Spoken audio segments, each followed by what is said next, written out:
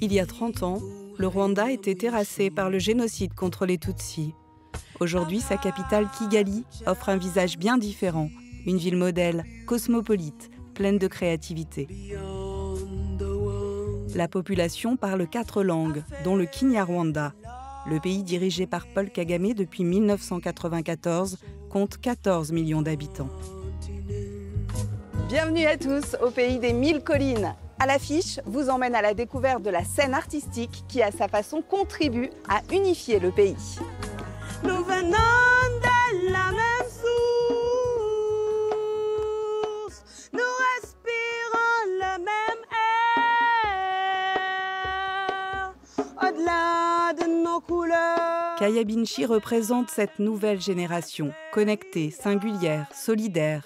Chanteuse et musicienne, elle revient d'une grande tournée africaine qui lui a inspiré son dernier titre, La couleur du sang.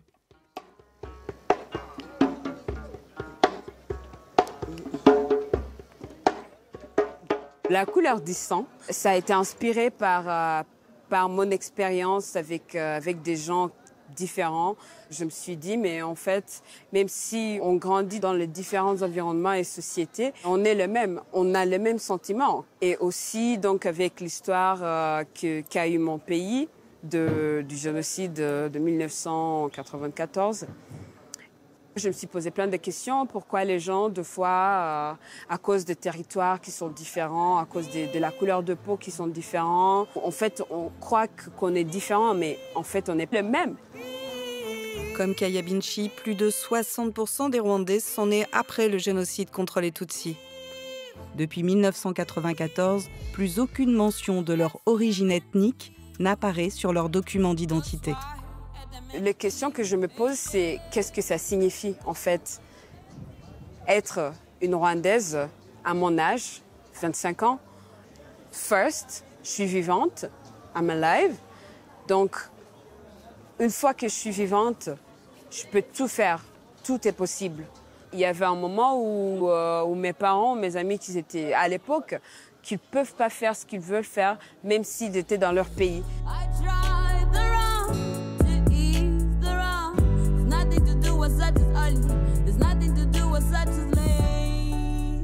Justement, Kaya, comment tu contribues à écrire l'avenir de ton pays?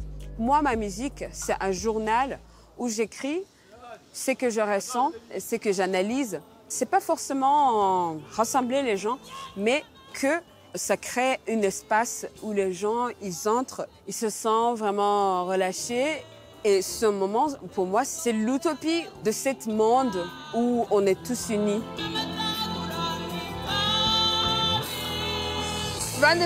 Le Rwanda est un nouvel endroit que les gens découvrent. J'ai le sentiment que Kaya Binchi est une des artistes qui va s'exporter au-delà du Rwanda et de l'Afrique. Il y a de très bonnes chansons en ce moment avec de super artistes.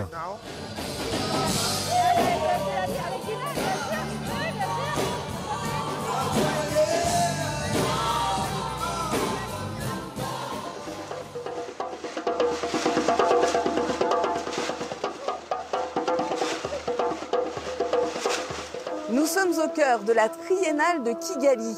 Le festival rassemble 200 artistes de 25 nationalités différentes et propose de voir 11 disciplines, du théâtre aux arts visuels en passant par la danse contemporaine.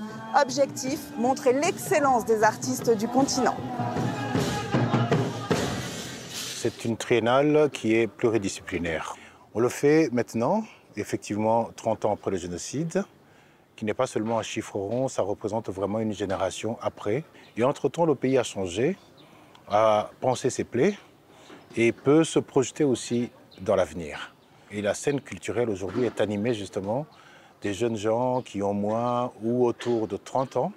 C'est surtout cette jeunesse émergente que nous voulions mettre en lumière. Si tu es vraiment, change-toi et occupe-toi des amis de ton père. La nouvelle génération des artistes rwandais, ce sont des gens qui savent ce qu'ils veulent.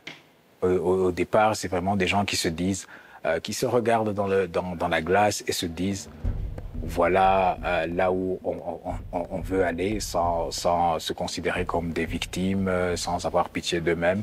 Et c'est des gens qui veulent changer les choses. Nous regardons dans la gueule du diable et nous n'avons pas peur. Car quand bien même on marche dans la vallée de la mort, nous ne craignons rien. Ce soir, c'est la pièce Gamblers de Dorsey Rugamba. Violence ou ruse? Ordre ou chaos? Violence, la ruse, l'ordre et le chaos. Rescapé du génocide des Tutsis, Dorsey Rugamba a écrit une pièce qui a fait date, Rwanda 94. Une mémoire qu'il a explorée à travers ses nombreuses créations. C'était le 7 avril 1994, au matin. Comédien, auteur et metteur en scène, il mène aujourd'hui une carrière internationale. Ce pays était voué à disparaître, tout simplement. Qu'est-ce que pensaient pas mal d'observateurs juste après le génocide? À l'époque, personne n'imaginerait qu'on serait dans la situation où nous nous trouvons aujourd'hui. Donc c'est un pays qui a fait un chemin extraordinaire, qui a pu vraiment relever pas mal de ses défis. Et donc je trouve que ça donne beaucoup à espérer d'un avenir beaucoup plus radieux. Sous les projecteurs ce soir-là, les silhouettes dessinées par Shema Gaëtan. Un nouveau visage de la mode made in Rwanda. Le couturier promeut la créativité locale. Avec ce défilé, j'ai voulu montrer que nous vivons ensemble. J'essaie de changer la vie des femmes dans les villages. Elles ont fabriqué plusieurs pièces de la collection, comme les broderies par exemple.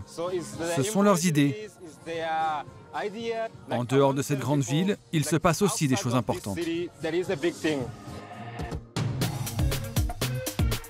L'ambition de ce festival, se tenir tous les 3 ans pour continuer à transformer Kigali en une capitale culturelle, régionale et internationale.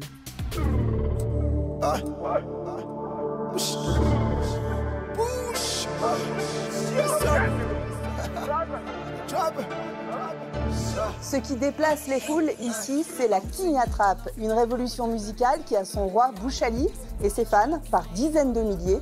Nous allons justement le rencontrer dans son studio.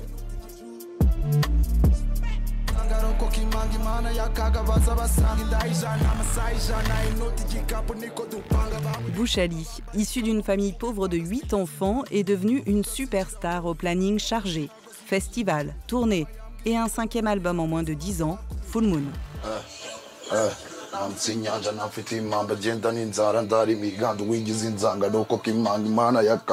Lors d'un de ses derniers concerts, comme un vrai roi, Bouchali a intronisé son jeune fils sur scène.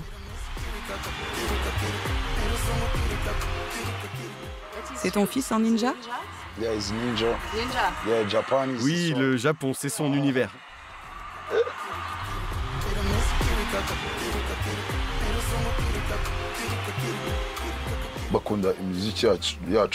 Les jeunes aiment la Kinyatrap parce qu'ils s'identifient à notre musique. Elle porte un message pour ceux qui viennent de milieux défavorisés, pour les jeunes qui vont à l'école et qui, le soir, dorment à même le sol. La jeunesse m'écoute. Vous comprenez, ils sont jeunes, et moi aussi. Au Rwanda, 40% de la population vit encore sous le seuil de pauvreté. La jeunesse rêve d'un avenir meilleur. La Kinyatrap a ses codes, un langage inventé et une fusion entre instruments traditionnels du Rwanda et trap américaine.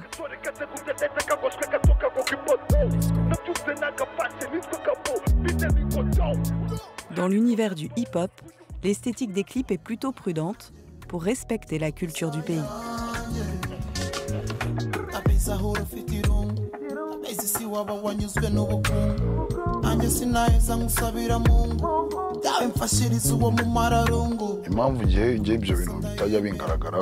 Quand quelqu'un ne mange pas à sa faim, tu ne peux pas orienter tes chansons sur les jolies filles ou montrer dans les clips des femmes dénudées. Ça ne les aiderait pas du tout. Mon but est d'éloigner ces jeunes de la solitude, de la tristesse. Ils ont été submergés par la tristesse, donc ils ont le droit d'être heureux.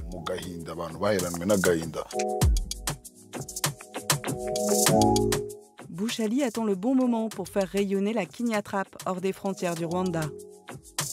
Jules César rêve de structure pour pouvoir se concentrer sur un projet artistique pendant plusieurs mois. Quant à Kaya Binchi, à côté de la chanson, elle va jouer au théâtre dans la pièce Petit Pays de l'écrivain franco-rwandais Gaël Faye.